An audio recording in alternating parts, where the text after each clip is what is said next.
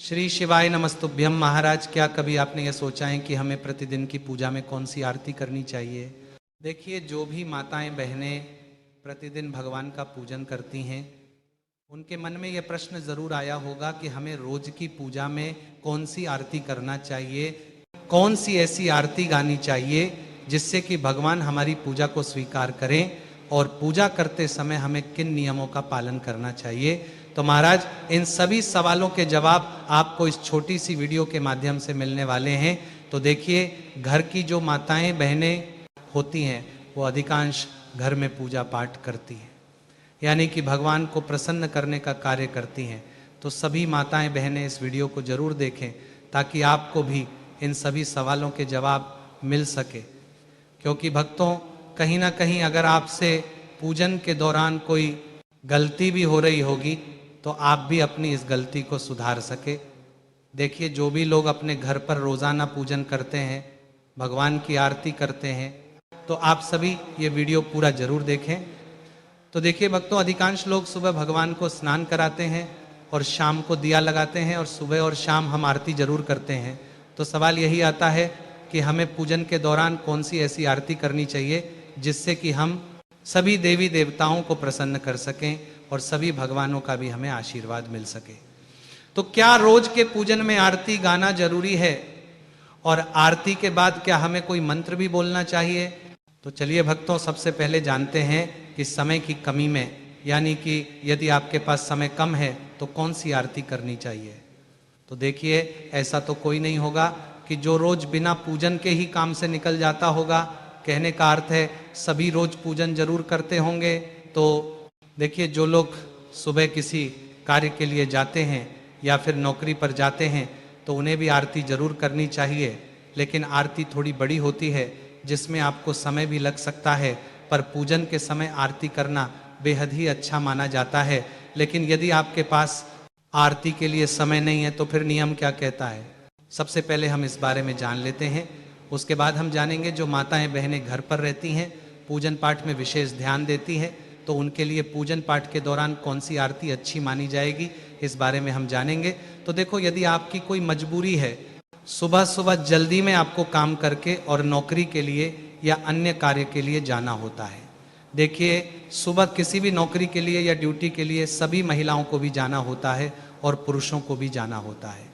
तो भक्तों, सवाल यही आता है कि हम जल्दी जल्दी में भगवान का पूजन तो करते हैं, लेकिन जल्दी होने के कारण हम आरती नहीं गा पाते हैं, यानी कि आरती नहीं कर पाते हैं। हालांकि हम पूजन रोज करके जाते हैं, आरती उतार कर जाते हैं, तो यहाँ पर हम सही कर रहे हैं। तो देखो, यदि आपकी कोई मजबूरी है और आपको जल्दी जल्दी में अपने कार्य के लिए निकलना होता है, प्रतिदिन जल्दी उठना पड़ता है, तो आप एक कार्य कर सकते हो कि जैसे ही आप भगवान को स्नान वगैरह कराते हैं, फिर उनको वस्त्र पहनाते हैं, फूल समर्पित करते हैं, इसके बाद आपको आरती भी अवश्य करना चाहिए। फिर चाहे आप आरती गाकर मत करो, बिना गाए भी कर सकते हो। इसके भी कुछ नियम होते हैं जिनके द्वारा आपको आरती करना चाहिए। अब देखो, ये आरती भी दीपक जलाकर की जाती है या फिर कपूर को जलाकर की जाती है। तो आप जैसे आरती करना चाहे वैसे कर सकते हैं। पर अगर गाय के शुद्ध देसी घी से जो दीपक जलाया जाता है और अगर उससे आरती की जाती है तो बहुत ही शुभ माना जाता है। और यदि शुद्ध घी नहीं है तो आप तेल का दीपक जलाकर भी आरती कर सकते हैं, और कपूर के साथ भी आप इस आरती को कर सकते हैं।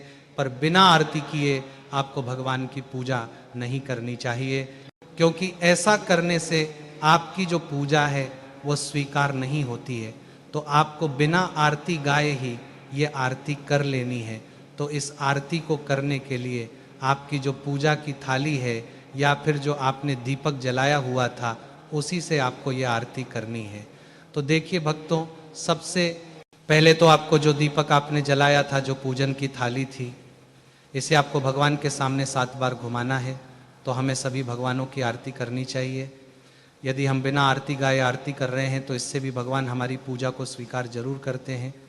तो यदि आपके पास समय बहुत ही कम है, यानी कि आपको सुबह जल्दी जाना होता है, तो आपको बिना आरती गाए ही आपको उस पूजन की थाली को या फिर जो आपने दीपक जलाया था, इसे आपको भगवान के सामने जरूर घुमाना चाहिए।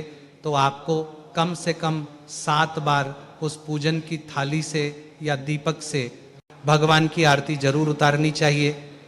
तो बिना आरती गाए भी आपको मन ही मन भगवान के नाम का ध्यान करते हुए, भगवान के नाम का जाप करते हुए, यदि आपको कोई मंत्र भी आता है जो भी आपके प्रिय भगवान हो, तो उनके मंत्र का भी आप मन ही मन जाप कर सकते हैं और इस प्रकार से आप अपनी आरती कर सकते हैं। तो भक्तों, जो भी व्यक्ति आरती गा नहीं सकते हैं तो उन्हें कम से कम भगवान के सामने दीपक को 5 या फिर 7 बार अवश्य घुमाना चाहिए। और जैसे ही आपकी आरती हो जाती है उसके बाद आपको यही आरती भगवान को भी देनी चाहिए। फिर उस दीपक को भगवान के सामने रख देना चाहिए और उस आरती को स्वयं को भी लेना चाहिए। फिर इसके बाद आप अपने काम के लिए जा सकते हो। तो जो भी लोग सुबह जल्दी में रहते हैं, उन्हें सुबह जल्दी उठना होता है, किसी कार्य के लिए जाना होता है, तो इसके बाद प्रकार से भी सुबह भगवान की पूजन करके और आरती कर सकते हैं। यानी कि यदि आपके पास इतना समय नहीं कि आप भगवान की आरती गा सके, तो फिर आपको इसी प्रकार से निरंतर आरती करनी चाहिए। ऐसा करने के बाद भगवान आपकी जो प्रतिदिन की जो पूजन होगी उसे जरूर स्वीकार करेंगे। अब भक्तों, बात करते हैं प्रतिदिन की पूजन में कौन सी आरती गानी चाहिए। यानी कि जिन माताओं बहनों के पास भरपूर मात्रा में समय है, तो जो माताएं बहनें घर पर रहती हैं, तो उन्हें रोज सुबह उठ करके यदि वह पूजन करती है तो उसमें उन्हें कौन सी आरती करनी चाहिए, जिससे कि भगवान उनकी पूजन को स्वीकार कर सके और आपको अपनी पूजन का संपूर्ण फल मिल सके। तो देखिए भक्तों, यदि पूजन आरती की बात हो ही रही है, तो जब भी आप पूजन करें और यदि आप उसमें प्रतिदिन आरती गा रहे हैं, तो ये आपके लिए बहुत ही अच्छा संकेत माना जाता है। तो यदि हम आरती करते हैं तो भगवान हमारी पूजन को और अच्छे से स्वीकार भी करते हैं। पर अगर आपकी कोई मजबूरी है, आपके पास समय नहीं है, तो फिर आप हमने जो आपको अभी तरीका बताया है उस प्रकार से भी आरती कर सकते हैं। तो यदि आपके पास कम समय है तो आप छोटी आरती भी गा सकते हैं। आपको बड़ी आरती गाने की आवश्यकता नहीं है, छोटी आरती गाकर भी आप लोग अपनी आरती कर सकते हैं। तो देखिए, प्रतिदिन की पूजा में हमें कौन सी आरती करनी चाहिए। तो सबसे पहले तो आपको भगवान को स्नान कराना चाहिए, फूल और उस चढ़ाना चाहिए। फिर उसके बाद आरती गाए, जिससे कि भगवान हमसे प्रसन्न हो सके। तो आरती गाने के लिए भी आपको, जो हमने आपको पहले नियम बताया है, दीपक जला करके या फिर कपूर जला करके ही आपको आरती प्रारंभ करनी है। तो देखो नियम क्या कहता है कि जो भी व्यक्ति आरती कर रहे हैं या जो भी माताएं बहनें आरती कर रही हैं, तो जो भी आपके सबसे प्रिय भगवान हैं, यानी कि जो भी आपके इष्ट है, जो सबसे प्रिय भगवान हैं, जिनको माताएं बहनें सबसे ज़्यादा पुकारती हैं, यानी कि आप जब भी सुबह सुबह पूजन करें तो उस समय जो भी आपके सबसे प्रिय भगवान हैं, जिनको भी आप मानते हैं, तो उनकी आपको आरती करना चाहिए। वैसे देखिए भक्तों, भगवान सभी एक ही है, लेकिन सभी का अपना अलग अलग भाव रहता है। कोई किसी भगवान को मानते हैं, कोई किसी भगवान को मानते हैं। तो आप जिन भी भगवान को बहुत अधिक मानते हैं, जिन पर आपका बहुत अधिक विश्वास है, उनकी आपको आरती करना चाहिए। तो देखिए, उदाहरण के लिए मान लेते हैं कि आप प्रतिदिन शिव मंदिर में भी जाते हैं, भगवान शिव पर जल भी चढ़ाते हैं, उनका पूजन भी करते हैं, तो आपको भगवान शिव की आरती करना चाहिए।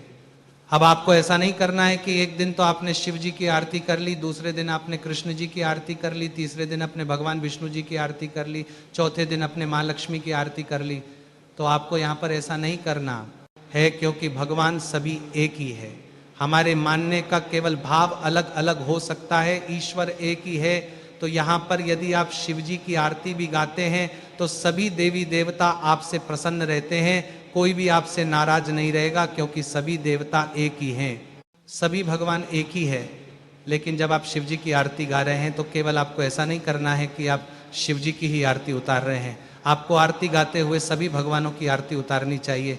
तो आपने चाहे पूजन के दौरान किसी भी भगवान की आरती गाई हो, लेकिन आपको आपके घर के मंदिर में जितने भी भगवान विराजित हैं, उन सभी की आरती आपको उतारनी चाहिए। चाहे आप शिव जी की आरती गा रहे हैं, तब भी आपको सभी भगवानों की आरती उतारनी चाहिए। यानी कि आपके पास जो पूजन की थाली है या फिर जो आपने दीपक को जलाया हुआ था, उसी से आपको सभी देवी देवताओं की आरती करनी चाहिए। अब भक्तों, अगर आप ये पूछना चाहते हैं कि गुरुजी हमें प्रतिदिन की पूजन में ऐसी कौन सी आरती करनी है जिससे कि उस आरती में सभी भगवानों का नाम आ जाए, सभी भगवान हमसे प्रसन्न हो जाए, क्योंकि कुछ लोग कहते हैं और कुछ लोगों के मन में रहता है कि नहीं, हमें सभी भगवानों की आरती करना है, तो उस जगह पर आप ओम जय जगदीश हरे जो आरती होती है, अगर आप इस आरती को प्रतिदिन की पूजन आरती में गाते हैं और इस आरती के जरिए से आप लोग भगवान की पूजन आरती करते हैं, तो इस आरती में सभी भगवानों का यहाँ पर नाम आ जाता है और सभी भगवान इस आरती से यहाँ पर आपके प्रसन्न हो जाते हैं। तो अगर कोई माताएं बहनें ऐसी हैं, कोई व्यक्ति ऐसा है जो कि ये चाहता है कि हम कोई ऐसी आरती करें जिससे कि सभी भगवान हमसे प्रसन्न हो जाए, तो वह यही आरती है कि आप ओम जय जगदीश हरे आरती जो है वो प्रतिदिन की आरती में गाएं और इस आरती को गाते हुए आप सभी भगवानों की पूजन करें और इसके बाद में आपसे सभी भगवान प्रसन्न रहेंगे। पर अगर आप ये आरती नहीं गाना चाहते हैं तो आपके जो सबसे प्रिय भगवान हैं, चाहे वे शिव जी हो, राम जी हो, चाहे वे कृष्ण जी हो, चाहे वे लड्डू गोपाल हो, चाहे वे हनुमान जी हो, आपको जो सबसे प्रिय आपके भगवान हैं, आप उन भगवान की आरती प्रतिदिन की आरती में, पूजन आरती में अपने घर के मंदिर में गा सकते हैं। और उस आरती को गाते समय आप अपने घर में रखें, सभी भगवानों की आरती उतार सकते हैं, उसमें कोई भी दिक्कत परेशानी नहीं है। जो नियम सुबह के पूजन में है वही नियम शाम के पूजन में भी है।